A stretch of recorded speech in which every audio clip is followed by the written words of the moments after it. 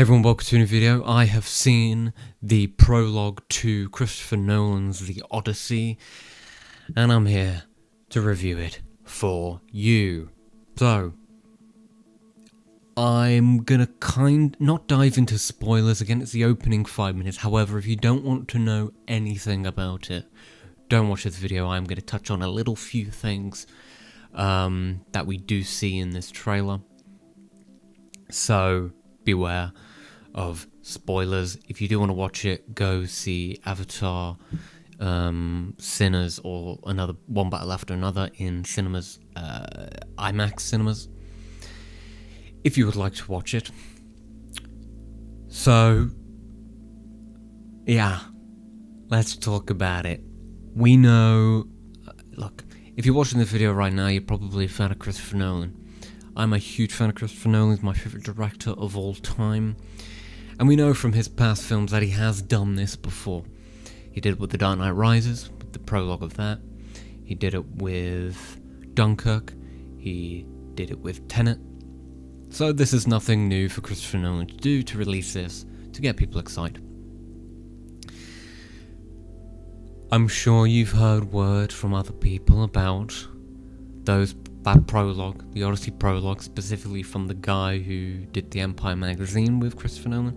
Anyway, I'm waffling. You want to know about it? It's outstanding. It's outstanding. It's tense. I was like this watching it. The score by Ludwig, even though it's, you know, I don't want to say subtle, but it's more of a rhythmic kind of score that you expect during an intense scene. However, it does build throughout the scene, and there's little, I don't know what word to use, but it's a style of score for certain time periods, and it was really well utilized, and it sounded fantastic. Cinematography obviously is fantastic. It's great to see this new IMAX camera being used. It looks gorgeous. Footage is gorgeous. I suppose talking into specific details, if you've seen the trailer, you will know that Jon Bernthal and Tom Holland are talking with one another about the story of Odysseus. And Jon Bernthal mentions, about Odysseus. Some say he's rich, some say he's poor, some say he's, imprisoned. What kind of prison can hold a man like that? Anyway, during this footage, we follow the siege of Troy. Again, I'm speaking for someone who's not read the Odyssey. The Trojan horse scene. The Trojan horse is pulled across, and it's lifted into their realm, and they come out. Now, again, because I don't know what this story is, in terms of, I know what the Odyssey is, I don't really know anything more than that. But they're trying to open the gate to let more of their soldiers in, and while they're doing this, they are firing at the enemy. Again, the editing is perfect. It looks and sounds fantastic. Again, you can't really comment on the performances. There's no dialogue at all, if I'm not mistaken. Yeah, there's no dialogue.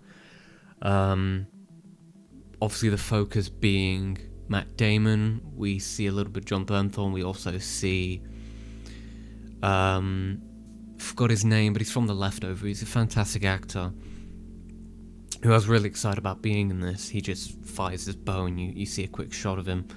But those were the three main focus in it. But I thought it was fantastic. I just thought it was brilliant. I don't want to say it's, the best Nolan prologue.